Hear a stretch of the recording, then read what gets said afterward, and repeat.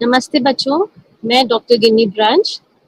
आइए आपका पाठ्यक्रम BPSC 133 comparative government and politics तुलनात्मक सरकार और राजनीति आरंभ करते हैं। बच्चों, पिछले क्लास में हम लोगों ने डिस्कस किया था पार्लियामेंट्री फॉर्म ऑफ गवर्नमेंट और प्रेसिडेंशियल फॉर्म ऑफ गवर्नमेंट, जो आपके पाठ्यक्रम का भाग है, अर्थात संसदीय व्यवस्था और राष्ट्रपति व्यवस्था। संसदीय व्यवस्था में हमने आपको बताया था कि उसकी जो बेसिक फीचर्स होते हैं, जो मूल विशेषताएं होती हैं, उसमें सबसे पहला क्या होता है कि हमें एक क्लोज रिलेशनशिप मिलती है विधायिका और कार्यपालिका के मध्य। अर्थात जो लेजिस्लेचर और एग्जीक्यूटिव है, ये क्लोज रिलेशनशिप में एक दूसरे के साथ काम करते हैं। हमें इनके बीच में घनिष्ठता मिलती है। अच्छा, इसके साथ हमारे पास डुअल एग्जीक्यूटिव का कॉन्सेप्ट आता है, अर्थात दोहरी कार्यपालिका एक संसदीय व्यवस्था में मिलती है। दोहरी कार्यपालिका मतलब कि एक नॉमिनल, एक नाममात्र की कार्यपालिका होती है और एक वास्तविक कार्यपालिका होती है। जैसे अगर भारतीय व्यवस्था का हम नाम लें, तो एग्जाम्पल लें, तो उसमें हमारे पास जो प्रेसिडेंट हैं, जो राष्ट्रपति हैं, वो नाम मात्र के अर्थात नॉमिनल एग्जीक्यूटिव है। और अगर हम हेड ऑफ द गवर्नमेंट अर्थात प्राइम मिनिस्टर की बात करें, तो वो क्या है, वो रियल एग्जीक्यूटिव है। तो एक संसदीय व्यवस्था की जो विशेषता होती है, उसमें ये सबसे पहला पॉइंट आता है कि लेजिस्लेचर और एग्जीक्यूटिव के मध्य घनिष्ठ संबंध होते हैं। और दूसरी बात ये है कि हमारे यहाँ दोहरी कार्यपालिका मिलती है। जो एग्जीक्यूटिव है वो लेजिस्लेचर के प्रति उत्तरदायी होता है, अर्थात जो कार्यपालिका होती है वह एक तरह से रिस्पॉन्सिबल है किसके प्रति, विधायिका के प्रति, लेजिस्लेचर के प्रति।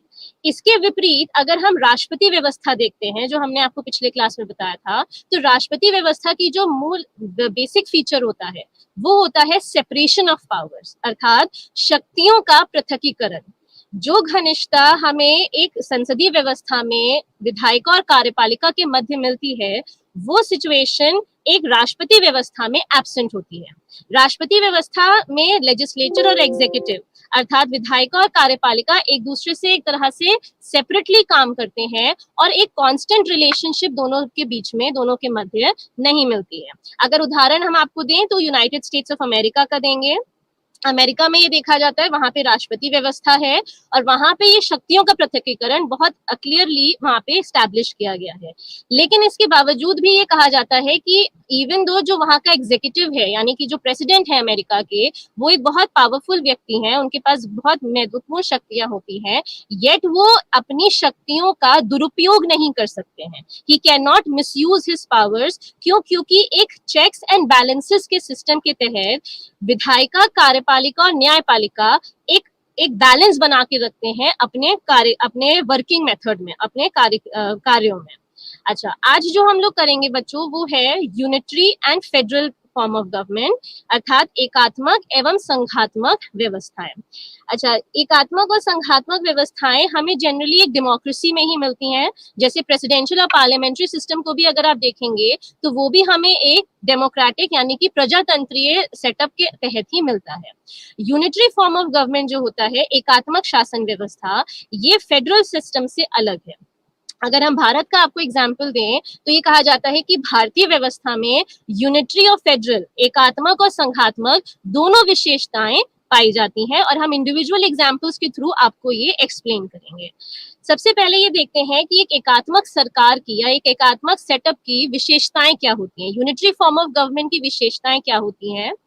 जो एकात्मक राज्य होते हैं, एकात्मक राज्य में सभी शक्तियां एक एकल सरकार में केंद्रित होती हैं, उनके पास निहित होती हैं, जिसका अधिकार राज्य के सभी भागों पर सर्वोच्च होता है। अर्थात जो एकात्मक राज्य होता है, वहां पे जो सेंट्रल गवर्नमेंट है, जो केंद्र की सरकार है, वो सबसे ज्यादा शक्तिशाली मानी जाती है, वो सबसे ज्यादा पावरफुल होती है और उसके पास पावर्स यानी शक्तियों का केंद्रीकरण होता है, सेंट्रलाइजेशन होता है।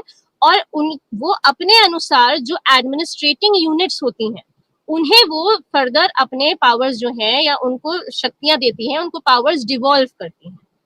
कानून बनाने का अधिकार किसी अन्य अंग को उपलब्ध नहीं होता है, यानी जो केंद्र सरकार है वही कानून बनाती है, किसी अन्य अंग को कानून बनाने का अधिकार प्राप्त नहीं होता है। स्थानीय सरकारें केंद्र सरकार द्वारा विशेष रूप से उन्हें सौंपी गई शक्तियों के तहत नियम बना सकती है। और इसको जो टर्म होता है, जो जैसे जो पॉलिटिकल साइंस में जो टर्म यूज किया जाता है वो होता है द डेलीगेशन ऑफ पावर्स। अर्थात उन्हें शक्तियां दी जाती हैं केंद्र सरकार के द्वारा, और वह उन्हीं मुद्दों पर निर्णय ले सकते हैं या कानून बना सकते हैं, या विशेष रूप से उन्हें वो शक्तियां मिलती हैं नियम बनाने के लिए जो कि केंद्र सरकार द्वारा उन्हें दी जाती हैं। स्थानीय सरकारें केंद्र सरकार द्वारा बनाई गई शक्तियों के साथ निहित होती हैं और वो केंद्र सरकार के निर्देश अनुसार ही काम कर सकती हैं। स्थानीय सरकारों का कोई विशेष, ये कहा जाता है, अगर आप एक्चुअल प्रैक्टिस में देखेंगे तो ऐसा नहीं है, बट अगर थ्योरी में सैद्धांतिक रूप में बात की जाए तो ये कहा जाता है कि जो स्थानीय सरकारें हैं वह केंद्र सरकार के निर्देशों के अनुसार ही काम करती हैं और उन्हें शक्तियां डेलीगेट की जाती हैं, अर्थात हस्तांतरित की जाती हैं, और उन्हीं के अनुसार वो कार्य करते हैं। उनकी शक्तियों को केंद्र सरकार द्वारा बदला भी जा सकता है। जो स्थानीय सरकारें हैं उनकी जो शक्तियां होती हैं उन्हें केंद्र सरकार द्वारा समय के अनुसार या एज द टाइम नीड्स उनको बदला भी, उनमें परिवर्तन भी लाया जा सकता है। अच्छा, क्योंकि शक्तियां का कोई विभाजन नहीं किया गया है, मतलब एक तरह से कहेंगे कि ये क्लैरिफाई नहीं किया गया है कि सेंटर और स्टेट, जैसे आप भारतीय व्यवस्था देखें तो आपको यहाँ पे क्या मिलेगा, डिवीजन ऑफ पावर्स है। हमारे यहाँ शक्तियों का विभाजन किया गया है कि केंद्र सरकार के पास जो निम्न सब्जेक्ट्स हैं या जो उन्हें सब्जेक्ट्स दिए गए हैं उस पे वो कानून बना सकते हैं, और उसी तरीके से राज्य की सरकार है, स्टेट गवर्नमेंट्स हैं, और उनके पास भी कुछ विषय होते हैं जिन पे वो कानून बना सकते हैं। तो ये जो शक्तियों का विभाजन है, ये डिवीजन ऑफ पावर है, ये कॉन्स्टिट्यूशन, संविधान द्वारा किया गया है। लेकिन अगर आप एक एकात्मक व्यवस्था में आते हैं, एक यूनिटरी सिस्टम में आते हैं, तो वहां ये शक्तियों का विभाजन नहीं मिलता है। क्यों? क्योंकि वहां पे जो सेंट्रल गवर्नमेंट है वो सबसे पावरफुल गवर्नमेंट है, और वही गवर्नमेंट अपने एडमिनिस्ट्रेटिव यूनिट्स को या उनके जो भाग हैं उनको वो शक्तियां देती है, डेलीगेट करती है, और वो जो एडमिनिस्ट्रेटिव यूनिट्स हैं वो सेंट्रल गवर्नमेंट के निर्देश अनुसार काम करते हैं। तो क्योंकि शक्तियों का विभाजन नहीं किया गया है और सभी शक्तियां केंद्र सरकार की हैं, इसलिए संविधान वहां पे लिखित भी हो सकता है और अलिखित भी हो सकता है। मतलब रिटन कॉन्स्टिट्यूशन का जो कॉन्सेप्ट है, जो एक फेडरल सिस्टम की रिक्वायरमेंट समझी जाती है, एक संघीय व्यवस्था की एक बेसिक नेसेसिटी समझी जाती है, वो यूनिटरी सिस्टम में नहीं है। अगर आप एग्जाम्पल लें यूके का, ब्रिटेन का एग्जाम्पल हम आपको दें, तो ब्रिटेन में भी यही है, वहां पे अलिखित संविधान है, वहां पे लिखित संविधान एब्सेंट है, और इसलिए एक यूनिटरी सिस्टम में क्योंकि सेंट्रल गवर्नमेंट पावरफुल है तो इसलिए संविधान का लिखित होना आवश्यक नहीं है, वो लिखित भी हो सकता है और अलिखित भी हो सकता है। अच्छा, उसके बाद अकेले केंद्र सरकार के पास संविधान में संशोधन करने की शक्ति होती है।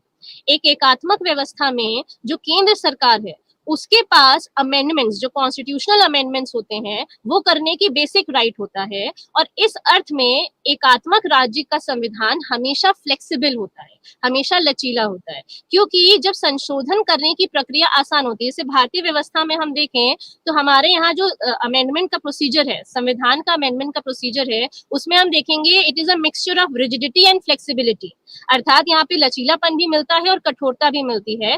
कुछ विषय है उनके लिए हमें एक स्पेसिफिक मेजोरिटी चाहिए, अगर हमें वो स्पेसिफिक मेजोरिटी मिलती है तभी वो संशोधन जो है वो पारित हो सकता है, अन्यथा नहीं हो सकता।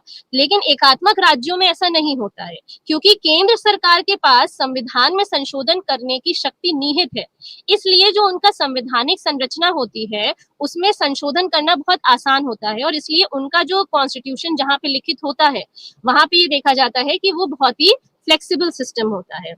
अच्छा, यहाँ पे एक बात गौर करने वाली ये है कि अभी हमने आपको बताया कि ब्रिटेन सिस्टम में, यूके में कॉन्स्टिट्यूशन जो है वो रिटन नहीं है, लेकिन इसका मतलब ये नहीं होता है कि जहाँ पे अनरिटन कॉन्स्टिट्यूशंस होते हैं वहां पे सब कुछ अनरिटन हो, यानी टोटली अलिखित संविधान नहीं होता है।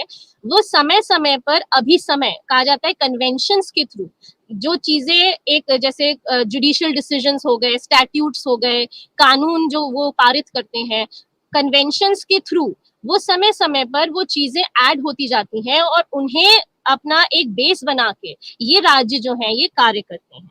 तो केंद्र सरकार यहाँ पे सबसे ज्यादा पावरफुल होती है और इनके संविधानों को कहा जाता है कि ये बहुत लचीला व्यवस्था होती है एकात्मक शासन के अंतर्गत। अच्छा, एक सर्वशक्तिमान केंद्र सरकार का अस्तित्व पूरे राज्य के लिए एक स्थिरता और मजबूत प्रशासन का एक प्रमाण होता है।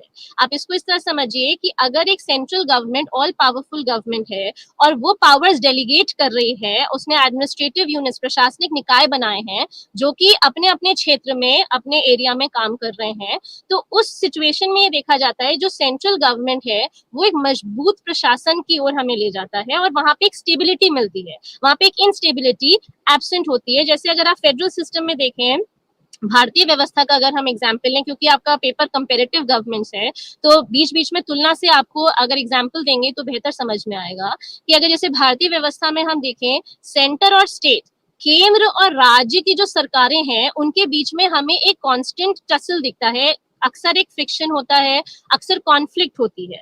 तो उस वो चीज एक एकात्मक व्यवस्था में एब्सेंट होती है, क्योंकि वहां पे जो सर्वशक्तिमान है वो है केंद्र सरकार, तो इसलिए वो एक स्थिरता लेके आती है और वो एक मजबूती लेके आती है। अच्छा, इसके साथ ही साथ फेडरल सिस्टम में हम संघीय व्यवस्था में ये देखते हैं कि केंद्र का राज्य में हस्तक्षेप होता है, क्योंकि केंद्र, अब जैसे अगर आप इंडिया में देखें तो हमारा जैसे गवर्नर है, गवर्नर के अपॉइंटमेंट में, उनके रिमूवल में, उनके ट्रांसफर में सेंट्रल गवर्नमेंट की एक विशेष भूमिका होती है। अच्छा, इसके साथ ही साथ जो स्टेट गवर्नमेंट्स हैं वो कहीं ना कहीं निर्भर होती हैं केंद्र सरकार पे फंड्स के लिए, पॉलिसीज के लिए, तो वो डिपेंडेंसी जो है उनकी बढ़ती रहती है समय के साथ। तो कई बार ऐसा होता है जो राज्य होते हैं, जो स्टेट्स होते हैं, वो सेंटर के अटेंशन का रिक्वायरमेंट उनको होता है, बट उन्हें ऐसा लगता है, वो लेफ्ट आउट फील करते हैं, उन्हें लगता है कि सेंटर, केंद्र जो सरकार है वो उन पे जो ध्यान देना चाहिए वो नहीं दे रही है, या जो उन्हें फंड्स चाहिए वो उन्हें नहीं प्रोवाइड किए जा रहे हैं, उनको ब्रेक किया जा रहा है। तो इस सिचुएशन में दोनों सेंटर स्टेट रिलेशन जो है वो खराब होते हैं। लेकिन अगर एक सर्वशक्तिमान केंद्र सरकार होती है अस्तित्व में, जो पूरे राज्य के लिए होती है और वो पावरफुल स्थिति में होती है, तो वो एक स्थिरता, एक स्टेबिलिटी और मजबूत प्रशासन जो है वो स्टैब्लिश करती है। अच्छा, एक जो एकात्मक व्यवस्था होती है वह एक एकल विधायिका, एकल कार्यपालिका और एक ही न्यायपालिका प्रणाली के द्वारा संचालित की जाती है। अर्थात वहां पे आपको एक ही विधायिका मिलेगी, एक ही one executive, one legislature and one judiciary पूरी कंट्री के लिए ये स्टैब्लिश करती है। अच्छा, अगर आप देखें एग्जाम्पल में इंग्लैंड का, तो हम आपको बार बार दे ही रहे हैं, इंग्लैंड के अलावा अगर हम देखें तो फ्रांस, जापान, श्रीलंका, ये सब जो है ये सारे यूनिटरी फॉर्म ऑफ गवर्नमेंट को ही फॉलो करते हैं। अगर इंग्लैंड को हम देखें स्पेसिफिकली, अगर हम सारे आप साथ डिस्कस करेंगे, एक संघीय संविधान के विपरीत ब्रिटिश संविधान जो है वह एकात्मक चरित्र का है और सरकार की सभी शक्तियां ब्रिटिश संसद में ही निहित है। और संसद, ब्रिटिश संसद जो है वो एक संप्रभु निकाय है। संप्रभु मतलब वो सॉवरेन है। राज्य की कार्यकारी अंग संसद के अधीनस्थ हैं। प्रत्यायोजित शक्तियों का प्रयोग किया जाता है और इसलिए देखा जाता है जो कार्यकारी है वह एक तरह से जवाबदेह हो जाती है। ये जो आपके अधीनस्थ जितने भी एडमिनिस्ट्रेटिव यूनिट्स हैं उनकी जवाबदेही होती है सेंट्रल गवर्नमेंट के प्रति। तो डेलीगेटेड पावर्स के थ्रू इंग्लैंड में भी वर्क किया जाता है। वहां पे सिर्फ एक ही विधायिका मिलती है। अगर इंग्लैंड का आप स्ट्रक्चर देखें तो वो किस तरह से काम करते हैं, इंग्लैंड, स्कॉटलैंड, वेल्स और इसके अलावा जितने भी जो अन्य प्रशासनिक इकाई हैं उनकी राजनीतिक रूप से वो स्वैत इकाइयां हैं। मतलब स्वैत एक तरह से आप कहेंगे ऑटोनॉमस है। आपको अगर थोड़ा सा विदित हो, ये थोड़ा सा पता हो, 2014 में स्कॉटलैंड में वोटिंग हुई थी कि वो यूनाइटेड किंगडम से अलग हो जाएं। ऑटोनॉमी की डिमांड ज्यादा होती है वहां पे और उनका ये डिमांड था कि वो यूके से अलग हो जाएं और उसके लिए वहां पे रेफरेंडम किया गया था। लेकिन उस रेफरेंडम के रिजल्ट में, यानी कि जनमत संग्रह किया गया था और जनमत संग्रह के रिजल्ट में ये आया था कि they continue to stay with Scotland, with United Kingdom, यानी कि वो यूनाइटेड किंगडम का भाग बने रहने के लिए उन्होंने वोटिंग करी थी। लेकिन जनरली ये देखा जाता है कि स्वैतता की मांग होती क्यों है, क्यों राज्य स्वैतता के लिए, ऑटोनॉमी के लिए डिमांड करते हैं। हमारे इंडिया में भी आपके पास एग्जांपल्स हैं, नॉर्थ ईस्ट के स्टेट्स हैं जिन्होंने हमेशा ऑटोनॉमी की डिमांड करी है, यानी कि वो अपने हाथों में या तो ज्यादा शक्तियां चाहते हैं क्योंकि केंद्र सरकार का उन पे ध्यान नहीं है, ऐसा उन्हें लगता है। और इसके साथ ही साथ जो जैसे कि अभी हमने आपको बताया कि क्योंकि केंद्र सरकार का राज्य सरकारों में एक तरह से हस्तक्षेप होता है, इंटरफियरेंस होता है, तो उसके लिए भी जो राज्य हैं वो ऑटोनॉमी की डिमांड करते हैं। उन्हें लगता है अगर वो एक इंडिपेंडेंट स्टेट बनेंगे, एक इंडिपेंडेंट राज्य के रूप में उभरेंगे, तो वह अपने जो उनकी नीड्स हैं, जो उनकी रिक्वायरमेंट्स हैं, उनको वो बेटर एड्रेस कर पाएंगे। अन्यथा वो चीजें पॉसिबल नहीं हो पाती हैं एक बड़े राज्य से जुड़े रहने के साथ। अच्छा, यहाँ पे अगर आप ये समझिए, जो ब्रिटिश संसद है, जैसे कि अभी हमने आपको बताया कि ब्रिटिश संसद जो है वो संप्रभु संसद है, यानी वो सॉवरेन संसद है। तो इसका एक तरह से अर्थ, संप्रभुता का अर्थ क्या होता है? संप्रभुता का अर्थ होता है कि वो एक सर्वोच्च शक्ति है। ब्रिटेन की जो पार्लियामेंट है उसके पास ये अधिकार है कि वह संविधान कानून को बना सकती है, कानून में अमेंडमेंट यानी संशोधन ला सकती है, या किसी भी कानून को रद्द कर सकती है। जैसे भारतीय व्यवस्था में ये चीज एब्सेंट है। भारतीय व्यवस्था में आप देखेंगे इंडियन पार्लियामेंट जो है वो सॉवरेन नहीं है, वो संप्रभु नहीं है, क्योंकि जो हमारी संसद जो कानून बनाती है उसके बाद उसको उस पे एक अपर हैंड, एक चेक करने का कि वो संविधान के अनुसार है या नहीं है, ये करने का अधिकार है हमारी न्यायपालिका का। जो हमारी जुडिशरी है उसका एक अपर हैंड रहता है हमारे लेजिस्लेचर के ऊपर, क्योंकि जो वो कानून बना रहे हैं वो संविधान के अनुसार है या नहीं, ये तय करना हमारी जुडिशरी का काम है। ब्रिटिश संविधान की एक बहुत ही महत्वपूर्ण विशेषता है कि ब्रिटिश संसद जो है वह संप्रभु है, और ये इसीलिए है क्योंकि वहां लिखित संविधान नहीं है। ब्रिटिश संसद देश में एकमात्र विधायी निकाय है जिसके पास कानून की बनाने की निरंकुश शक्ति है। यह किसी भी कानून को बना सकता है, उसे संशोधित कर सकता है, या उसे निरस्त कर सकता है। तो जितने जैसे आप पावर्स को अगर देखें, जो डेलीगेशन हमने आपको बताया, इसमें क्या होता है यूके सिस्टम में, जो सेंट्रल गवर्नमेंट है उसने अपने Northern Ireland, Wales and Scotland, इसमें उन्होंने जो पावर्स हैं उन्हें डिवॉल्व कर दिया है। देखिए बच्चों, दो टर्म्स आते हैं, एक होता है डेलीगेशन ऑफ पावर्स और एक होता है डेवोल्यूशन ऑफ पावर्स। दोनों सिचुएशन में हम ये देखते हैं कि जो शक्तियां हैं उन्हें हस्तांतरित कर दिया जाता है आगे की निकायों को, ताकि वह अपने क्षेत्र को अच्छी तरीके से एडमिनिस्टर कर सकें। जैसे अगर आप भारतीय व्यवस्था देखें तो यहाँ पे डेवोल्यूशन ऑफ पावर्स नहीं मिलता है, यहाँ पे डिसेंट्रलाइजेशन ऑफ पावर्स मिलता है। दोनों शब्दों में अंतर है।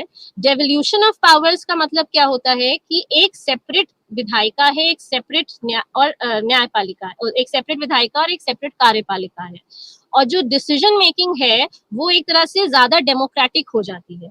जब डिसेंट्रलाइजेशन की बात होती है तो वो टॉप टू बॉटम कॉन्सेप्ट पे काम करता है। जैसे भारतीय व्यवस्था में आप देखें तो सेंट्रल गवर्नमेंट, स्टेट गवर्नमेंट, फिर लोकल एडमिनिस्ट्रेटिव अथॉरिटीज हो गई, पंचायत व्यवस्था हो गई, तो ये क्या है, शक्तियां डिसेंट्रलाइज हुई हैं। डेवोल्यूशन का मतलब क्या है कि या तो ये ज्यादा ऑटोनॉमी यानी स्वायत्ता की मांग पे डिवॉल्व किया जाता है। जैसे स्कॉटलैंड में जब हुआ था वोटिंग, जो 2014 का हमने आपको एग्जांपल दिया है, तो उसमें यही था, उसमें उन्होंने ज्यादा ऑटोनॉमी की डिमांड की थी, और इसीलिए इवेंचुअली उन्होंने ये कहा कि हम यूके सिस्टम से अलग होना चाहते हैं। लेकिन फिर जब वोटिंग हुई, रेफरेंडम हुआ, उसमें इसके विपरीत आया रिजल्ट, और स्कॉटलैंड आज भी क्या कहते हैं, स्कॉटिश पार्लियामेंट आज भी यूके का भाग है।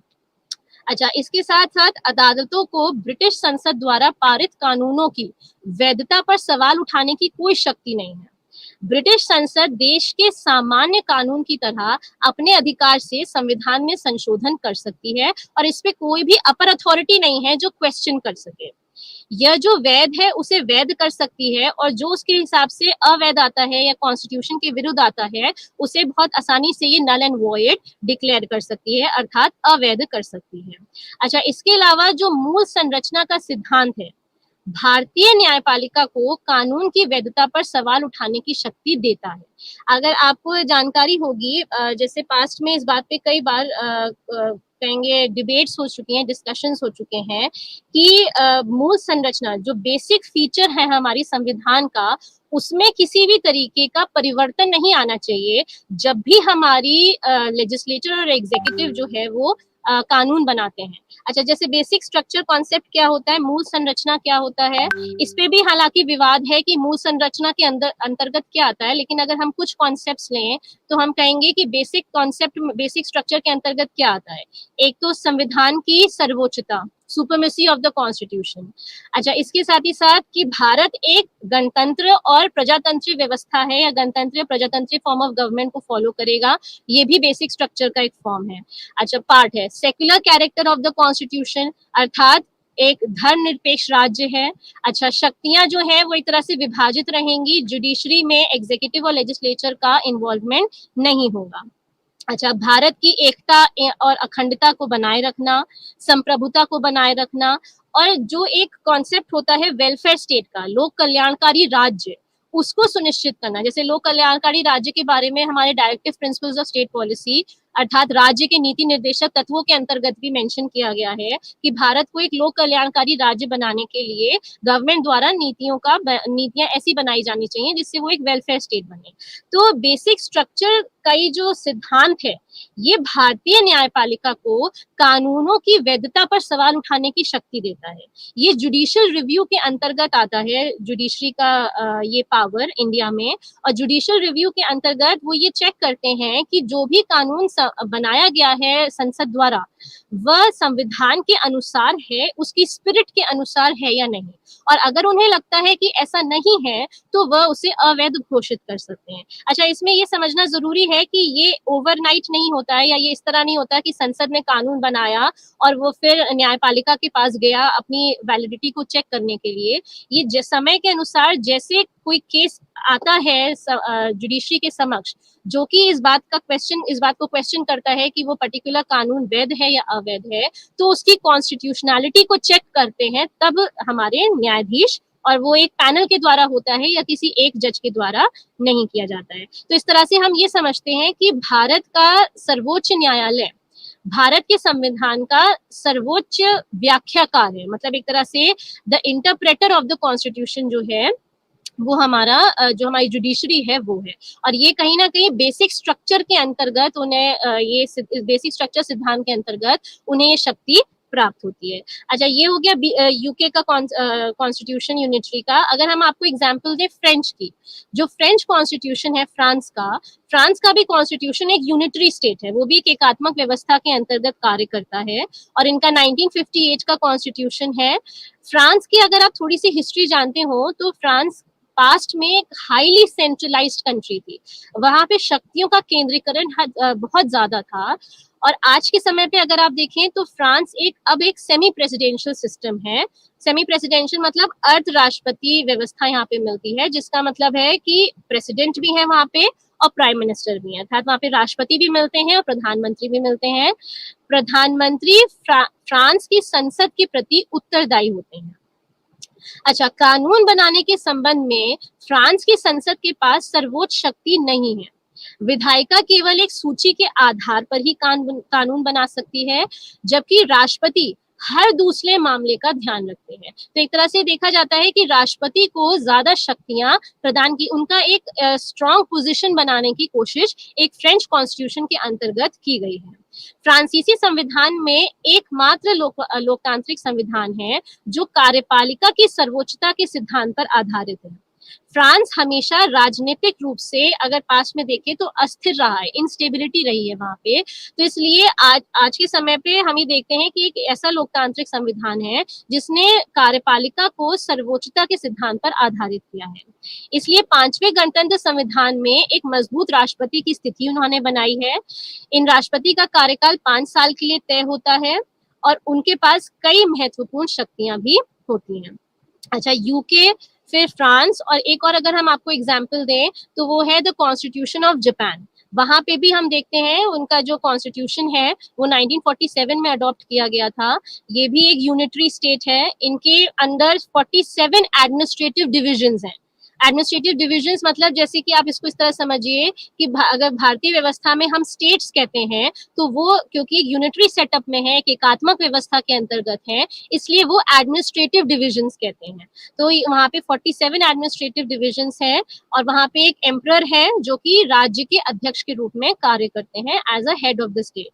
अच्छा, जो जापान का जो कॉन्स्टिट्यूशन है, जो संविधान है, वह एक संसदीय व्यवस्था के अंतर्गत कार्य करता है और ये अपने नागरिकों को जो बेसिक मौलिक अधिकार होते हैं वो भी सुनिश्चित करते हैं।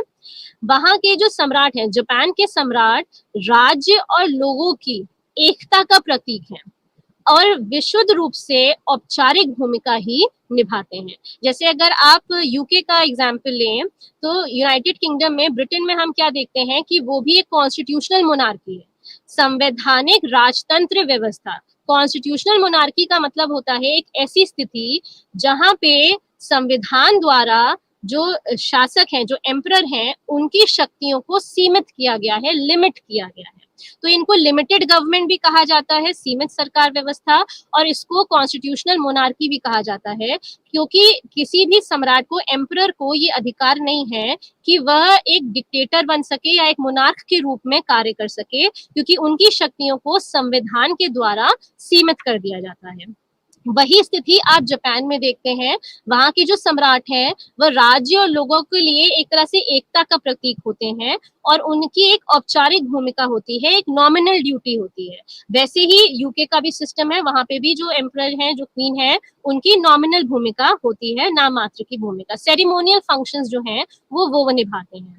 जापान की राजनीति एक संसदीय प्रतिनिधि लोकतांत्रिक राजशाही के ढांचे में संचालित होती है, जहां जापान के जो प्रधानमंत्री हैं वह सरकार के प्रमुख हैं और कैबिनेट के प्रमुख भी वही होते हैं जो कि कार्यकारी शाखा को निर्देशित करते हैं। तो मतलब एक तरह से कि वहां पे भी वही आपको मिलता है, प्राइम मिनिस्टर होते हैं और वो कैबिनेट होती है, वो अपनी कैबिनेट को खुद चुनते हैं और वो कैबिनेट के हेड के रूप में कार्य करते हैं। और जो वहाँ की संसद है उसको संसद का, वहाँ की जो पार्लियामेंट है उसको डाइट कहा जाता है। विधायी शक्ति जो वहाँ की संसद है उसमें निहित है, जिसमें प्रतिनिधि सभा और पार्षदों की सभा अर्थात House of Representative and House of Councillors मिलते हैं। जैसे इंडिया में हम देखते हैं आपके पास लोकसभा और राज्यसभा है, 2 सदन है। यूके का अगर आप एग्जाम्पल लें तो वहाँ पे House of Lords, House of Commons है। जब हम जापान के कॉन्सेप्ट में आते हैं तो जहाँ पे हमें मिलता है House of Representatives and House of Councillors. तो यहाँ पे भी बाइकेमरल लेजिस्लेचर है, यानी कि द्विसदनीय व्यवस्था है। जो जापानीज राजनीति है उसमें बहुदलीय व्यवस्था शामिल है। न्यायिक शक्ति सर्वोच्च न्यायालय और निचली अदालतों में ही निहित है, यानी मल्टी पार्टी सिस्टम जो है, जो बहुदलीय व्यवस्था है, वो आपको जापान में मिलती है। वहां पे आमतौर पे हम ये देखते हैं जापान में, वहां के संविधान के अनुसार नागरिक कानून की प्रणाली के साथ साथ संवैधानिक राजतंत्र ही माना जाता है। तो जहां तक अगर आप एक कंपैरिजन करेंगे या हम एक सिमिलैरिटी देखेंगे तो हम ये देखेंगे कि कॉन्स्टिट्यूशन ऑफ जापान एंड जो सिस्टम ऑफ ब्रिटेन है वो काफी हद तक सिमिलर है, क्योंकि वहां पे भी जापान में भी हमें यूनिटरी स्ट्रक्चर मिलता है, वही चीज हमारी ब्रिटेन में प्रेजेंट है। अच्छा, द्विसदनीय व्यवस्था आपको यहाँ पे भी मिल रही है, द्विसदनीय व्यवस्था हमारी ब्रिटेन में भी प्रेजेंट है। पार्लियामेंट्री सिस्टम हमें जापान में भी मिलता है और पार्लियामेंट्री सिस्टम हमारा ब्रिटेन में भी प्रेजेंट है। तो इस तरह से ये देखा जाता है कि दोनों कॉन्स्टिट्यूशनल मोनार्की अर्थात संवैधानिक राजतंत्र को मानते हैं। अच्छा, तो हमने आपको एग्जाम्पल दिया ब्रिटेन का, जापान का, फ्रांस का। इसके साथ ही साथ जो हमारा पड़ोसी देश है श्रीलंका, वहां पे भी हम ये देखते हैं वो भी एक लोकतांत्रिक राष्ट्र है और वहां पे भी आपको यूनिटरी सिस्टम मिलता है। वहां पे सेमी प्रेसिडेंशियल सिस्टम है, यानी कि अर्ध राष्ट्रपति व्यवस्था, अर्थात वहां पे हमें प्राइम मिनिस्टर भी मिलते हैं और वहां पे हमें प्रेसिडेंट भी मिलते हैं, राष्ट्रपति भी हैं वहां पे और वहां पे प्रधानमंत्री भी हैं। और जिसमें राष्ट्रपति व्यवस्था और संसदीय व्यवस्था का एक तरह से संयोजन है। वहां पे राष्ट्रपति व्यवस्था भी मिलती है और संसदीय व्यवस्था का एक कॉम्बिनेशन मिलता है।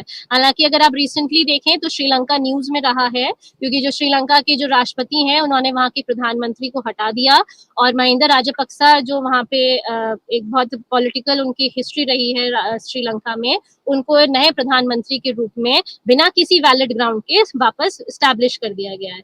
जो इस तरह की स्थितियां होती हैं, ये कहा जाता है क्योंकि हम ये मानते हैं पार्लियामेंट्री सिस्टम है, संसदीय व्यवस्था, राष्ट्रपति व्यवस्था, एकात्मक संघात्मक व्यवस्थाएं, ये एक डेमोक्रेटिक सेटअप के अंतर्गत ही कार्य करती हैं। जहां पे हमें प्रजातंत्रीय व्यवस्था मिलती है, वहीं पे हम ये चीजें, ये जो कॉन्सेप्ट्स हैं, ये वहां पे हमें मिलते हैं, वहां पे ये सेटअप्स किए जाते हैं ताकि राज्य को एक सुचारू रूप से चलाया जा सके। लेकिन जैसे अगर हम श्रीलंका का एग्जाम्पल आपको दें, इवन दो वो एक एकात्मक व्यवस्था है, वहां पे सेमी प्रेसिडेंशियल सिस्टम भी है, वो अपने आप को एक लोकतांत्रिक राज्य मानता है, येट जो अभी रिसेंट सिचुएशन है श्रीलंका की, जहाँ पे आप एक फाइनेंशियल क्राइसिस भी वहां पे देख रहे हैं, तो वो एक डेमोक्रेटिक सेटअप को डैमेज करता है, एक प्रजातंत्रीय व्यवस्था की वो एक तरह से उसकी हानि करता है। और इसलिए जो डेमोक्रेटिक स्ट्रक्चर्स होते हैं जो कि राज्य को चलाते हैं, वो वहां पे बहुत वीक पड़ जाते हैं। जैसे अगर आप पाकिस्तान को लें, तो अगर वहां पे भी पार्लियामेंट्री व्यवस्था है, वहां पे हम ये देखते हैं कि वहां पे भी प्रेसिडेंट, पार्लियामेंट सब आपको मिलता है, लेकिन फिर भी जो उनका डेमोक्रेटिक सेटअप है, वो कहीं ना कहीं वो जो स्ट्रक्चर है वो वीक है। इसी वजह से वहां पे कांस्टेंट पॉलिटिकल टर्मोइल की सिचुएशन बनी रहती है। वही हम श्रीलंका में भी देख रहे हैं, बांग्लादेश में भी पास्ट में ये एग्जाम्पल्स आ चुके हैं, नेपाल अगर आप देखें तो वहां पे भी यही सिचुएशन है, वहां पे भी पॉलिटिकल टर्मोइल हमेशा प्रेजेंट रहता है। तो इस तरह से यूनिटरी फॉर्म ऑफ गवर्नमेंट में हमारे पास ये एग्जाम्पल्स हैं, ब्रिटेन का, फ्रांस, जापान, श्रीलंका का हमने आपको एग्जाम्पल दिया। एक अगर एक हम समराइज करने की कोशिश करें कि यूनिटरी फॉर्म ऑफ गवर्नमेंट क्या होता है, एकात्मक व्यवस्था क्या होती है, तो इसमें एक केंद्र की सरकार होती है जो सर्वशक्तिमान होती है, उसके पास मेजोरिटी ऑफ द पावर्स होते हैं, और वो जो प्रशासनिक निकाय है, एडमिनिस्ट्रेटिव यूनिट्स हैं, उनको पावर्स डेलीगेट करती है या डिवॉल्व करती है, अर्थात हस्तांतरित करती है। और जो एडमिनिस्ट्रेटिव यूनिट्स हैं, वो सेंट्रल गवर्नमेंट के प्रति उत्तरदायी होते हैं, और सेंट्रल गवर्नमेंट द्वारा दिए गए, केंद्र सरकार द्वारा दिए गई शक्तियों के अंतर्गत ही वो कार्य करते हैं, जो उनका स्पेसिफाइड एरिया होता है, जो उनका विस्तार क्षेत्र होता है, उसके अंतर्गत। तो बच्चों, ये हो गया यूनिटरी फॉर्म ऑफ गवर्नमेंट, एकात्मक व्यवस्था। इसके साथ अब दूसरी आती है जो इसके ऑपोजिट सिस्टम है, वो है the federal form of government, अर्थात राज्य की संघीय व्यवस्था। अच्छा, फेडरेशन शब्द जो है ये लैटिन शब्द से आया है, इसको कहते हैं फोडस, और इसका अर्थ होता है समझौता या संधि, जिसको ट्रीटी कहते हैं। समझौता या संधि इसका अर्थ होता है। एक संघ एक ऐसा राज्य है जो कई राज्यों के बीच एक संधि या समझौते से अस्तित्व में आता है। जब कई छोटे राज्य विलय करने और एक बड़े संप्रभु राज्य का निर्माण करने का निर्णय लेते हैं, लेकिन एक ही समय में सत्ता के एक हिस्से को बनाए भी रखते हैं, दूसरे को राज्य की सरकार के साथ निहित कर देते हैं, तो उसे हम एक संघ कहते हैं। अर्थात कि वो कुछ शक्तियां अपने पास रखते हैं और मेजॉरिटी ऑफ द पावर्स जो हैं, जो एक राज्य को एज अ होल चलाने के लिए जरूरी हैं, वो सेंट्रल गवर्नमेंट में निहित कर देते हैं, उसे हम एक संघ कहते हैं। इस ये जो व्यवस्था होती है, इसे जनरली टर्म जो यूज किया जाता है पॉलिटिकल साइंस में, वो होता है सेंट्रीपीटल फेडरेशन। इसे सेंट्रीपीटल फेडरेशन कहा जाता है। जैसे अगर हम उदाहरण के लिए लें तो संयुक्त राज्य अमेरिका को ले सकते हैं हम। अमेरिका में, वह अमेरिका एक संघ है जो मूल रूप से 13 छोटे राज्यों द्वारा गठित किया गया था, जिन्होंने ब्रिटिश साम्राज्यवाद से स्वतंत्रता प्राप्त की और संयुक्त राज्य अमेरिका बनाने के लिए एक समझौता किया। तो अगर अमेरिका की भी हम हिस्ट्री देखेंगे तो वहां पे भी यही हम देखेंगे कि 13 छोटे राज्य थे जो कि एक साथ आए, और उन्हें क्योंकि स्वतंत्रता मिली थी ब्रिटिश सिस्टम से, तो उन्होंने इस तरह से अपने आप को एक बड़े राज्य के साथ जोड़ने के लिए अपनी कुछ सत्ता बचाए रखने में और मेजॉरिटी शक्तियां सेंट्रल गवर्नमेंट में निहित करने के द्वारा उन्होंने इस संघ की स्थापना करी। हालांकि फेडरेशन बनाने के अन्य माध्यम भी हो सकते हैं, जैसे एक बड़े संप्रभु राज्य की तरह एक कॉमन सरकार हो, एक केंद्र की सरकार हो, और कई राज्य सरकारों के साथ खुद को पुनर्गठित करने का निर्णय ले सकते हैं, जिनमें से प्रत्येक क्षेत्र में एक विशेष हिस्से के भीतर काम करने का उन्होंने सोचा हो, जिसमें प्रशासन चलाने की अतिरिक्त स्वायत्तता भी आती है। जैसे कि मतलब इसको इस तरह समझिए कि working with in the territory and इसके साथ ही साथ इंटरनल ऑटोनॉमी जो है एक एडमिनिस्ट्रेशन को रन करने की, वो इंश्योर करते हैं। इसमें अगर आप एग्जाम्पल लेंगे तो हमारे पास भारत का एग्जाम्पल है, कनाडा में जो है वहां पे जो संघों की स्थापना है वह इसी प्रकार हुई है और इसको सेंट्रीफ्यूगल फेडरेशन कहा जाता है। तो अर्थात हमने आपको दो टाइप के फेडरेशंस बताए, एक होता है सेंट्रीपीटल और दूसरा होता है सेंट्रीफ्यूगल फेडरेशन। अच्छा, एक संघीय व्यवस्था की विशेषताएं अगर हम कहें तो क्या होती हैं? इसमें आपके पास इंडिया का एग्जाम्पल है, यूएसए का एग्जाम्पल है, कनाडा का एग्जाम्पल है। जैसे कि जो विशेषताएं हैं संघ की वो क्या होती हैं? केंद्र सरकार और राज्य सरकार के बीच शक्तियों का विभाजन होता है। यह एक संघ की एक अनिवार्य शर्त होती है कि केंद्र और राज्य सरकार के बीच शक्तियों का विभाजन होगा। कार्यों के एक परिभाषित क्षेत्र के अंतर्गत वो कार्य करेंगे। अर्थात जैसे अगर आप इंडिया का एग्जाम्पल लें तो हमारे पास यूनियन लिस्ट है, स्टेट लिस्ट है। तो जो यूनियन लिस्ट है वो किसके लिए है?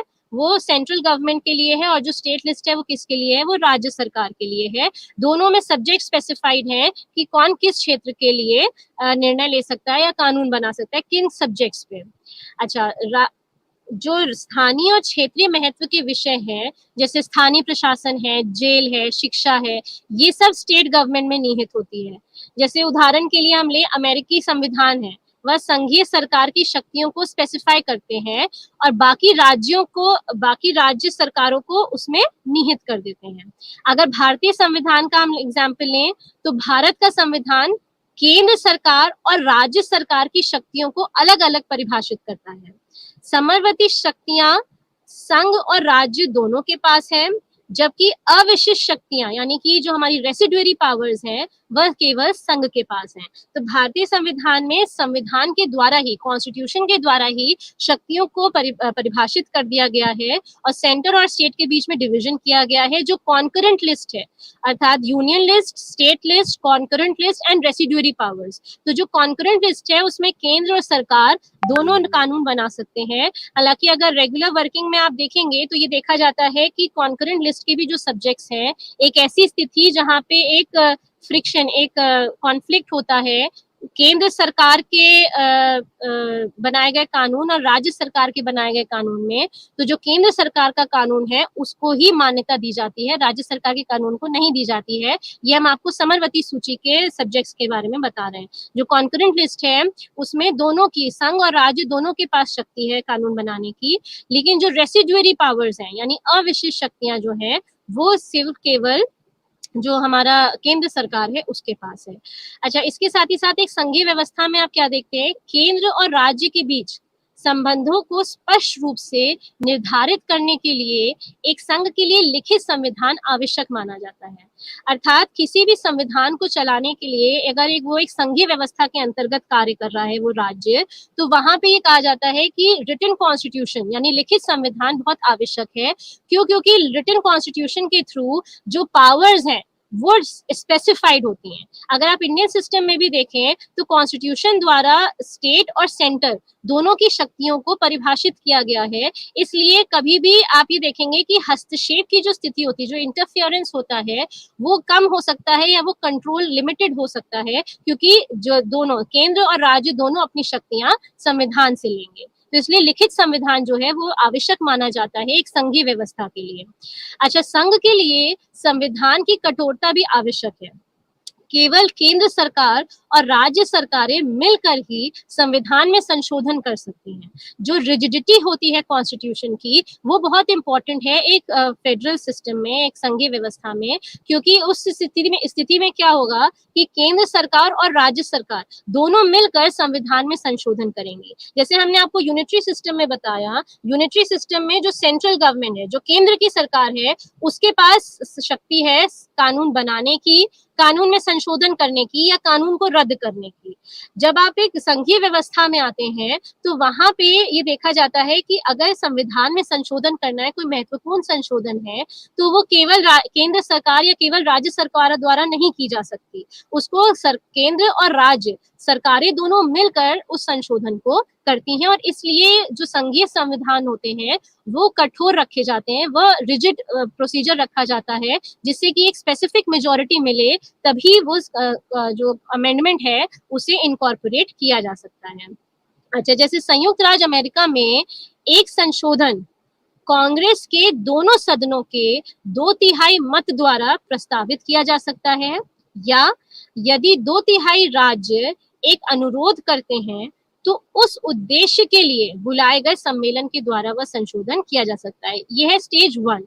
स्टेज 2 में तब संशोधन को राज्य विधानसभाओं के 3/4 या अनुसमर्थन के लिए प्रत्येक राज्य में बुलाए गए 3/4 सम्मेलनों द्वारा अनुमोदित किया जाना चाहिए। तो इस प्रकार जो हम ये देखते हैं, जो अमेरिका का जो अमेंडमेंट प्रोसीजर है वो भी बहुत कठोर रखा गया है, क्योंकि वो भी एक फेडरेशन के अंतर्गत कार्य करते हैं। अच्छा, इसके साथ ही साथ सबसे इम्पोर्टेंट पॉइंट ये होता है कि एक संघीय संविधान में देश का जो सर्वोच्च कानून है उसे संविधान समझा जाता है। संविधान के प्रावधानों का उल्लंघन एक संघीय व्यवस्था में नहीं किया जा सकता। जैसे अभी हमने आपको जो बेसिक स्ट्रक्चर का कॉन्सेप्ट बताया जो इंडिया में रन होता है, उसमें भी यही चीज आती है। बेसिक स्ट्रक्चर यानी मूल संरचना के जो सिद्धांत है, उसमें ये कहा गया है, जैसे हमारा प्रियम्बल है, हमारी प्रस्तावना है, उसे माना जाता है कि वो संविधान की जो स्पिरिट ऑफ द कॉन्स्टिट्यूशन है वो प्रियम्बल उसे व्यक्त करता है। तो वो बेसिक स्ट्रक्चर भी उसी के अंतर्गत आता है कि जो हमारे जो कॉन्सेप्ट्स हैं, democracy, Republic, sovereignty, unity, integrity, ये जो चीजें हैं ये बेसिक स्ट्रक्चर का भाग बनती हैं। और जैसे एग्जीक्यूटिव और लेजिस्लेचर का न्यायपालिका में हस्तक्षेप ना होना, तो ये क्या है, ये बेसिक स्ट्रक्चर का एक पार्ट है। तो ये हमारा कहाँ से आ रहा है, ये संविधान से आ रहा है। तो संविधान के किसी भी प्राविधान का उल्लंघन करना इस एक संघीय व्यवस्था में सही नहीं माना जाता है, और इसलिए संविधान को देश का सर्वोच्च कानून माना जाता है। न्यायपालिका न्यायिक समीक्षा के माध्यम से संविधान की सर्वोच्चता की रक्षा करने की विशेष भूमिका निभाती है इसमें, और इसीलिए जुडिशियल रिव्यू आपको जैसे इंडिया में भी मिलता है, अमेरिका में भी मिलता है, तो वो एक तरह से ना सिर्फ इंटरप्रेटर ऑफ द कॉन्स्टिट्यूशन है, जो जुडिशरी है, जो न्यायपालिका है, वो कानून की सिर्फ व्याख्या ही नहीं करते हैं, वो उसके इंटरप्रेटर भी हैं, यानी जो फाइनल मीनिंग है, जो सही मीनिंग है संविधान में दिए गए किसी भी कानून की, उसका वो चीज वो कौन तय करेगा, वो तय करने के अधिकार हमारी न्यायपालिका का है।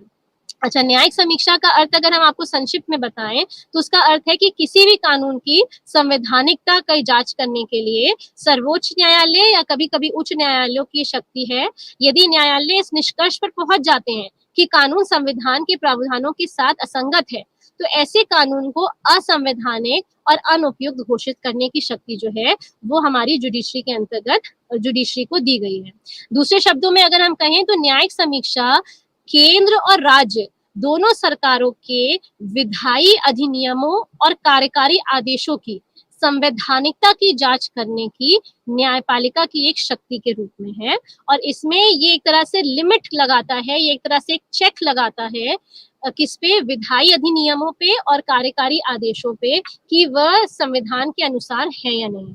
और जांच करने के बाद यदि वे संविधान के उल्लंघन करते पाए जाते हैं, जिसको कहा जाता है अल्ट्रा वायरस होते हैं, तो उन्हें न्यायपालिका द्वारा असंवैधानिक, नल एंड वॉइड घोषित कर दिया जाता है। इसका नतीजा ये होता है कि उन्हें सरकार द्वारा लागू नहीं किया जा सकता।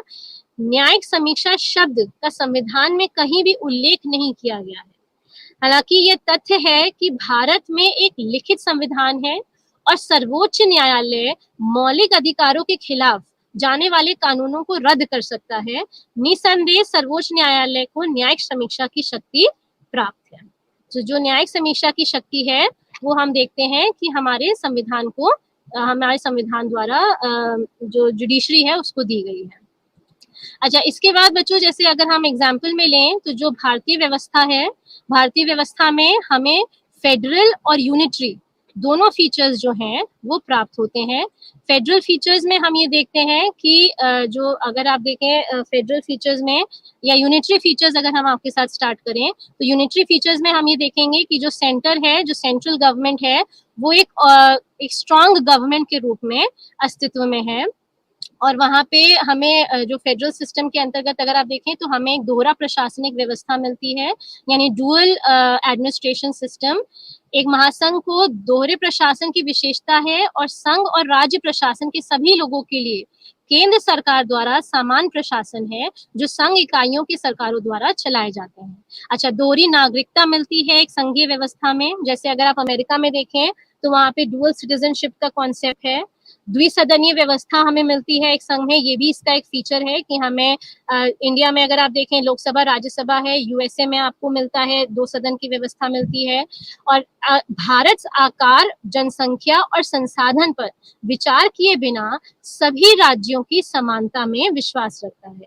यानी कि ये कहा जाता है, जैसे अगर आप देखें जो अपर हाउस है, जो यूएसए का जो अपर हाउस है सेनेट, वहां पे हम ये देखते हैं कि इक्वालिटी ऑफ ऑल स्टेट्स का जो कॉन्सेप्ट होता है, सभी राज्यों की समानता, वो चीज वहां पे प्रेजेंट है। क्योंकि वहां पे इररिस्पेक्टिव ऑफ एरिया, पॉपुलेशन या रिसोर्सेज, आकार, जनसंख्या या जो संसाधन होते हैं, उनको कंसिडर किए बिना हर राज्य का वहां पे सिर्फ 2 सीट्स हैं।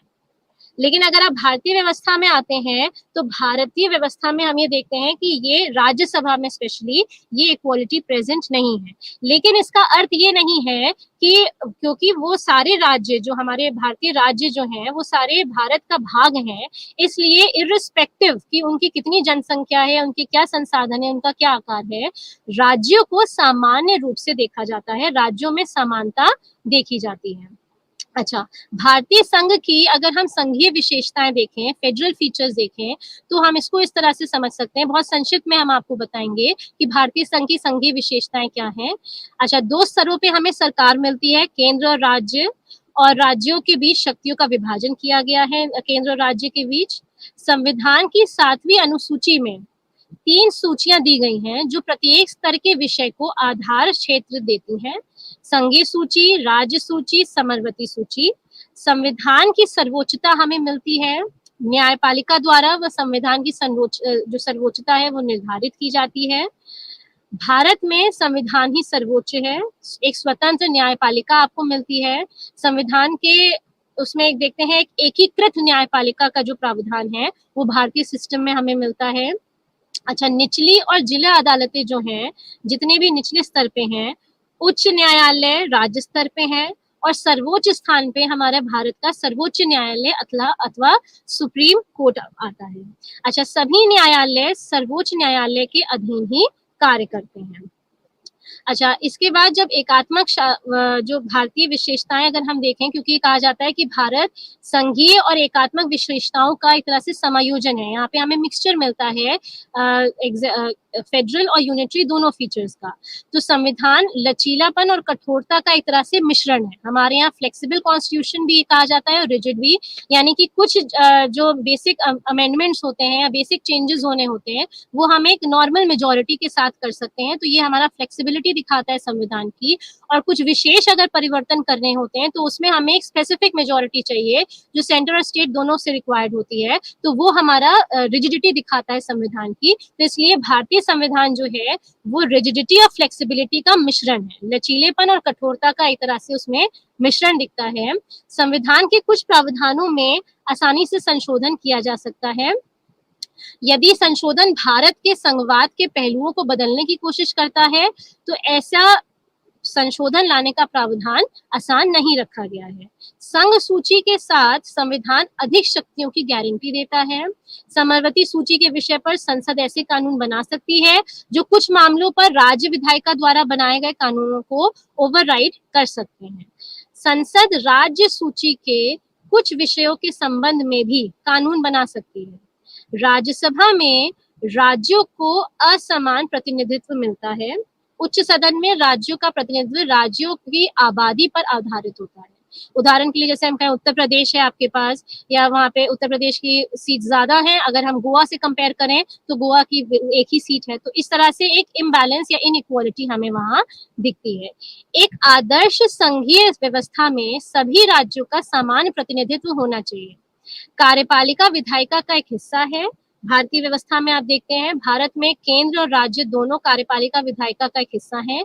यह सरकार के विभिन्न अंगों के बीच शक्तियों का विभाजन के सिद्धांत के खिलाफ जाता है। तो जो अगर हम प्रेसिडेंशियल सिस्टम में सेपरेशन ऑफ पावर्स की बात करते हैं तो वो चीज यहाँ पे एब्सेंट होती है। लोकसभा राज्यसभा की तुलना में अधिक शक्तिशाली भारतीय व्यवस्था में आपको मिलता है। और इनफैक्ट ये कहा जाता है, जैसे आपको हमने जैसे जितने भी 90% ऑफ द बिल्स होते हैं वो लोकसभा में इंट्रोड्यूस होते हैं। आप ये देखें जो मनी बिल है, जो धन विधेयक होता है, वो केवल लोकसभा में ही इंट्रोड्यूस हो सकता है, वो राज्यसभा में नहीं हो सकता। और राज्यसभा के पास कोई विशेष शक्ति नहीं है धन विधेयक में स्पेशली चेंज करने की।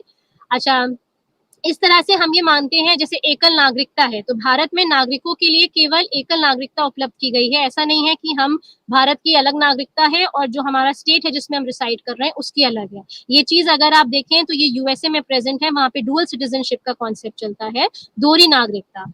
वे राज्य इसके साथ हम ये देखते हैं कि देश के किसी भी हिस्से में जैसे आंदोलन है या जैसे जो मौलिक अधिकार हैं, जैसे राइट टू गो अगेंस्ट, ये जो लिबर्टीज एंड फ्रीडम्स जो दिए गए हैं वो भी हमारे कॉन्स्टिट्यूशन द्वारा सुनिश्चित किए गए हैं। जैसे राज्यपाल की नियुक्ति है तो वो केंद्र के प्रतिनिधि के रूप में कार्य करते हैं और केंद्र के द्वारा उनका अपॉइंटमेंट या उनका जो ट्रांसफर है वो भी इंश्योर किया जाता है। तो इस तरह से जो भारतीय व्यवस्था है उसमें हम एक देखते हैं ये एक मिश्रण है फेडरल और यूनिटरी सिस्टम का, यानी कि हमें यहाँ पे संघीय व्यवस्था भी मिलती है, संघीय फीचर्स भी मिलते हैं और हमें यहाँ पे यूनिटरी फीचर्स भी मिलते हैं। और इस तरह से भारतीय व्यवस्था को जो अगर संघीय सिस्टम में आप देखें तो सेंटर और स्टेट के बीच में डिवीजन ऑफ पावर्स हैं, दोनों की अपने एरिया ऑफ डिसीजन मेकिंग है, union list, state list, concurrent list और रेसिडुअरी पावर्स के माध्यम से।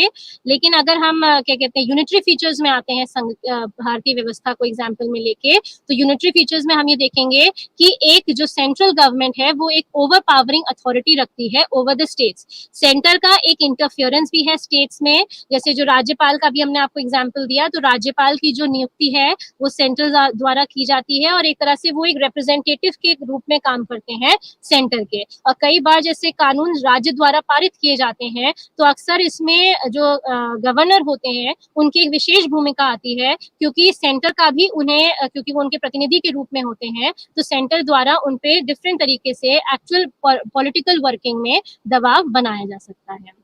अच्छा, जैसे अगर आप यूएस का एग्जाम्पल लेते हैं तो यूएस फेडरेशन जो है वो भी संघीय सरकार की 3 अलग अलग शाखाओं से बनी है, विधायिका, कार्यपालिका और न्यायपालिका, जिनकी शक्तियां अमेरिकी संविधान द्वारा कांग्रेस, राष्ट्रपति और संघीय अदालतों में निहित की गई है। तो यानी कि जो वहाँ की संसद है उसको कांग्रेस कहा जाता है, जो वहाँ की कार्यकारी अगर आप देखेंगे तो वहाँ की जो एग्जीक्यूटिव है वो राष्ट्रपति आता है और जो जुडिशरी है वहाँ की, तो वहाँ की भी संघीय अदालतों में ये जो शक्तियां हैं उनका विभाजन किया गया है। अच्छा, इन शाखाओं की शक्तियों और कर्तव्यों को आगे से कांग्रेस के कृत्यों द्वारा परिभाषित किया जाता है, जिसमें सर्वोच्च न्यायालय से कम कार्यकारी विभागों और अदालतों का निर्माण शामिल है। तो आप इसको इस तरह से समझिए कि जो हम आप एग्जाम्पल देते हैं कि यूएसए जो है वो एक प्रेसिडेंशियल सिस्टम है और इसलिए वो पार्लियामेंट्री सिस्टम से भिन्न है। तो यूएसए एक फेडरेशन के तहत जब काम करता है तो वो वहां पे भी सेपरेशन ऑफ पावर्स के कॉन्सेप्ट के अंतर्गत रन करता है, यानी कि जो विधायिका, कार्यपालिका और न्यायपालिका है वो जो पावर्स है वो किस में निहित है। जो विधायिका है वो कांग्रेस में, यानी वहाँ की संसद को कांग्रेस कहा जाता है। जो एग्जीक्यूटिव है वो राष्ट्रपति में। जैसे अगर आप इंडिया का एग्जाम्पल लें, अगर हम कंपैरिजन करें यहाँ पे, तो जो इंडिया के एग्जाम्पल में हम देखेंगे कि हमारा जो एग्जीक्यूटिव है वो किस में निहित है, रियल एग्जीक्यूटिव में निहित है, यानी कि वास्तविक कार्यपालिका में। और वास्तविक कार्यपालिका में भारतीय समावेश में कौन आता है, प्राइम मिनिस्टर एंड कैबिनेट, यानी काउंसिल ऑफ मिनिस्टर्स। तो जो ये हमारे प्रधानमंत्री हैं वो यहाँ की कार्यकारी के अंतर्गत आते हैं। और जो विधायी की बात करते हैं हम, विधायिका की, तो वहां पे आपका पार्लियामेंट यानी कि लोकसभा एंड राज्यसभा आता है। तो अगर एक यूएस फेडरेशन का हम एग्जाम्पल यहाँ पे लेते हैं तो यहाँ पे विधायिका में आता है हमारा कांग्रेस, कार्यकारी में आता है हमारे राष्ट्रपति, और राष्ट्रपति की कैबिनेट का यहाँ पे कोई विशेष भूमिका नहीं होती है। जैसा कि हमने आपको लास्ट क्लास में बताया था कि राष्ट्रपति व्यवस्था में कैबिनेट की वो भूमिका, जो मंत्रिमंडल होता है उसकी वो भूमिका नहीं होती है जो एक संसदीय व्यवस्था में होती है। संसदीय व्यवस्था में कैबिनेट को एक महत्वपूर्ण अंग समझा जाता है, डिसीजन मेकिंग का उसे पार्ट बनाया जाता है, पर राष्ट्रपति व्यवस्था में ये चीज नहीं होती है। It is totally on the president, ये राष्ट्रपति पर निर्भर करता है कि वह अपनी कैबिनेट की राय लेते हैं या नहीं लेते हैं। और इसी तरीके से हमें न्यायपालिका मिलती है यूएस फेडरेशन के संघीय सरकार के अंतर्गत, जहाँ पे संघीय अदालतें भी शामिल हैं।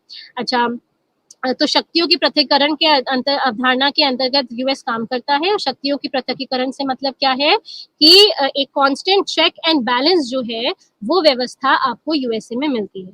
तो बच्चों, इस तरीके से हमने यूनिटरी और फेडरल सिस्टम किया। आपके पाठ्यक्रम का ये पार्ट था parliamentary form of government, presidential form of government, unitary form of government and federal form of government. अर्थात संसदीय व्यवस्था, राष्ट्रपति व्यवस्था, एकात्मक व्यवस्था और संघात्मक व्यवस्था। राष्ट्रपति व्यवस्था में हमने आपको बताया कि एक जो एग्जीक्यूटिव होता है वो एक पावरफुल पोजीशन में होता है। Head of the government and head of the state दोनों राष्ट्रपति ही होते हैं, यानी राज्य के अध्यक्ष और सरकार के अध्यक्ष दोनों राष्ट्रपति होते हैं। संसदीय व्यवस्था में आपको डुअल एग्जीक्यूटिव मिलता है, अर्थात दोहरी कार्यपालिका होती है। हेड ऑफ द गवर्नमेंट अलग होते हैं, हेड ऑफ द स्टेट अलग होते हैं। जो राज्य के अध्यक्ष होते हैं उनके पास कम शक्तियां होती हैं और जो सरकार के अध्यक्ष होते हैं उनके पास ज्यादा शक्तियां होती हैं, क्योंकि वो वास्तविक कार्यपालिका के रूप में काम करते हैं। अच्छा, इन दोनों में हमें एक डिफरेंस ये भी मिलता है कि जो उत्तरदायी होने का यानी आंसरेबल होने का, तो एक संसदीय व्यवस्था में हम देखते हैं जो कार्यपालिका है वो विधायिका के प्रति कॉन्स्टेंटली उत्तरदायी होती है। लेकिन अगर आप एक राष्ट्रपति व्यवस्था में जाएंगे तो वहां पे ये चीज एब्सेंट होती है, वहां पे कार्यपालिका कॉन्स्टेंटली विधायिका के प्रति उत्तरदायी नहीं होती है। अच्छा, दूसरा हमें संसदीय व्यवस्था में एक इनस्टेबिलिटी, अस्थिरता मिलती है, क्योंकि हम ये देखते हैं कि सदन का कभी भी विघटन किया जा सकता है, यानी कि लोकसभा को कभी भी भंग किया जा सकता है। तो इसलिए हम ये देखेंगे कि वहां पे वैसे उनका कार्यकाल 5 साल का होता है, बट अपने कार्यकाल को पूर्ण करने से उससे पूर्व भी वो पद से हटाए जा सकते हैं। लेकिन जब आप राष्ट्रपति व्यवस्था में जाते हैं तो वहां पे ये चीज नहीं मिलती है। वहां पे आपको जो लेजिस्लेचर है, जैसे यूएस का अगर हम एग्जांपल लें तो सेनेट और जो हाउस ऑफ रिप्रेजेंटेटिव्स उनका लोअर हाउस है, वो दोनों एक स्टेबल हाउसेस हैं। वहां पे उनको उनकी अवधि से पूर्व उनको विघटित नहीं किया जा सकता। अच्छा, वैसे ही जैसे यहाँ पे इंडिया में हम देखें तो पार्लियामेंट्री सिस्टम में प्रधानमंत्री की भी जो स्थिति है वो भी कमजोर मानी जाएगी अगर एक सिचुएशन ऐसी आती है कि उन्हें पद छोड़ना पड़े, क्योंकि अगर सरकार गिरेगी तो प्रधानमंत्री को इस्तीफा देना ही पड़ेगा। लेकिन राष्ट्रपति व्यवस्था में जो प्रेसिडेंट की पोजीशन है उसे बहुत स्ट्रांग बनाया जाता है और उनका जो इम्पीचमेंट का यानी महाभियोग का जो प्रोसेस है वो भी बहुत डिफिकल्ट रखा गया है, ताकि उन्हें आसानी से सत्ता से पावर से हटाया ना जा सके। तो ये हो गया संसदीय और राष्ट्रपति व्यवस्था। फिर आज जो हम लोगों ने हमने आपके साथ किया यूनिटरी फॉर्म ऑफ गवर्नमेंट और फेडरल फॉर्म ऑफ गवर्नमेंट। तो संक्षिप्त शब्दों में अगर हम आपको समझाएं जिस्ट में, तो यूनिटरी फॉर्म ऑफ गवर्नमेंट क्या है? एक केंद्र सरकार है जिसके पास बेसिक शक्तियां हैं, सारी शक्तियां उसमें निहित है, और वो एडमिनिस्ट्रेटिव यूनिट्स को अपने अनुसार और समय की मांग के अनुसार पावर्स को डिवॉल्व करती है, यानी कि हस्तांतरित करती है, डेलीगेट करती है। और जो लोकल एडमिनिस्ट्रेटिव यूनिट्स हैं वो अपनी पावर सेंट्रल गवर्नमेंट से ही लेती हैं। जो सेंट्रल गवर्नमेंट है वो अपनी पावर संविधान से लेती है। संविधान लिखित अलिखित दोनों हो सकता है, बट सेंट्रल गवर्नमेंट के पास basic rights and basic authority होती है। अच्छा, इसके साथ ही साथ जो फेडरल सिस्टम है उसमें हम ये देखते हैं कि वहां पे संविधान के द्वारा राज्य और सरकार, केंद्र और सरकार के मध्य शक्तियों का विभाजन किया गया है। और केंद्र और सरकार के द्वारा जो विभाजन किया गया है उसमें डिवीजन किस बेसिस पे है कि उन्होंने यूनियन लिस्ट और स्टेट लिस्ट बनाई है। यूनियन लिस्ट में राज्य के महत्व के जो विषय होते हैं, जैसे कि आपका एजुकेशन हो गया, आपका क्या कहते हैं फॉरेन अफेयर्स, डिफेंस, तो ये क्या है, ये क्या कहते हैं होम, ये क्या है, ये आपके केंद्र के विषय में आते हैं, ये सेंट्रल गवर्नमेंट के यूनियन लिस्ट में आते हैं। और वहीं पे हमारी स्टेट लिस्ट होती है जहाँ पे रीजनल और लोकल इंपॉर्टेंस के जो मुद्दे होते हैं, जो विषय होते हैं, वो उसके अंतर्गत आते हैं। अच्छा, ये जो डिवीजन है ये संविधान द्वारा किया गया है और संविधान द्वारा ही दोनों अपनी पावर्स जो है वो डिराइव करते हैं। इसके अलावा हमें क्या अलग फीचर्स मिलते हैं फेडरल सिस्टम में? हम ये देखते हैं कि वहाँ पे बाइकेमरल लेजिस्लेचर्स होते हैं, यानी द्विसदनीय व्यवस्थाएं हमें मिलती हैं। इसमें हमारे पास इंडिया का भी एग्जाम्पल है, लोकसभा, राज्यसभा। हमारे पास अमेरिका का एग्जाम्पल है, सेनेट एंड उनका लोअर हाउस ऑफ रिप्रेजेंटेटिव्स। अच्छा, इसके अगर हम यूनिटरी में भी देखेंगे तो हमें यूके में, ब्रिटेन में भी मिलता है। ब्रिटेन में हमारे पास House of Lords, House of Commons है। अभी हमने आपको जापान का ऑप्शन एग्जांपल दिया, जापान में भी द्विसदनीय व्यवस्था है। तो इस तरह से वहां पे मोस्टली 2 सदन जो हैं वो एग्जिस्ट करते हैं। फिर इसके साथ साथ डुअल सिटीजनशिप जनरली देखा जाता है कि डुअल यानी दोहरी नागरिकता जो है वो कॉन्सेप्ट एक फेडरल सिस्टम में एग्जिस्ट करता है। दोहरी नागरिकता से मतलब क्या है, जैसे यूएसए में ये प्रेजेंट है कि वो यूएस के भी सिटीजन है और वो जिस क्षेत्र में रहते हैं, जिस राज्य के भाग है, वो वहाँ के भी सिटीजन है। ये चीज इंडिया में अगर आप देखेंगे तो यहाँ पे एब्सेंट है। यहाँ पे हम एक सिंगल सिटीजनशिप के कॉन्सेप्ट पे वर्क करते हैं। अच्छा, इसके साथ ही साथ जो एक फेडरल सिस्टम होता है, उसकी जुडिशरी की भी एक बहुत महत्वपूर्ण भूमिका होती है। जुडिशरी का काम सिर्फ न्याय देना ही नहीं होता है। एक न्यायपालिका का कार्य होता है कि वो एक final interpreter of the constitution होता है, अर्थात वह संविधान का जो व्याख्या है और जो संविधान का संरक्षण है, उसका काम भी एक फेडरेशन में न्यायपालिका पे आता है। और संरक्षण से हमने आपको बताया था, संरक्षण से मतलब क्या है, the protector of the constitution means कि एक तरह से जो जुडिशियल रिव्यू के अंतर्गत, ये चीज आपको अमेरिका में भी मिलेगी, ये इंडिया में भी प्रेजेंट है, कि संसद की न्याय बनाने की जो पावर है उसको सीमित किया गया है। और न्याय बनाने की पावर को सीमित किस तरह से किया गया है, या उसको एक चेक रखने की कोशिश की गई है, किसके द्वारा, कॉन्स्टिट्यूशन के द्वारा, जिसमें ये कहा गया है कि जो हमारा लेजिस्लेचर कानून बनाता है, जो वो कानून का निर्माण करता है, वो संविधान के अनुसार है या नहीं, ये वैधता, the constitutionality of the law is to be checked by the judiciary. यानी उसका जो उस पे जो चेक किया जाता है वो न्यायपालिका के द्वारा किया जाता है। इसे जुडिशियल रिव्यू कहा जाता है। और इसी तरीके से जो अगर आप ये देखें, जो यूनिटरी सिस्टम है, यूनिटरी सिस्टम में ये चीज एब्सेंट है। यूनिटरी सिस्टम में जैसे हमने आपको ब्रिटेन का एग्जाम्पल दिया, तो जो सेंट्रल गवर्नमेंट है वो ऑल पावरफुल गवर्नमेंट है, वही कानून बनाती है, वही उसमें संशोधन करती है। और अगर उसे वो समय के अनुसार वो विपरीत लगते हैं कि, या उसे लगता है कि ये समय कॉन्स्टिट्यूशन या एक तरह से वर्किंग मेथड के लिए सही नहीं है, तो उसे नल एंड वॉइड भी घोषित करने का अधिकार वहाँ की सेंट्रल गवर्नमेंट का ही है। तो ये एक हमने आपको आपके पाठ्यक्रम के अनुसार राष्ट्रपति व्यवस्था, संसदीय व्यवस्था, संघीय व्यवस्था और एकात्मक व्यवस्था के बारे में विस्तार से समझाया। अब बच्चों अगले क्लास में मिलेंगे, तब तक के लिए नमस्ते।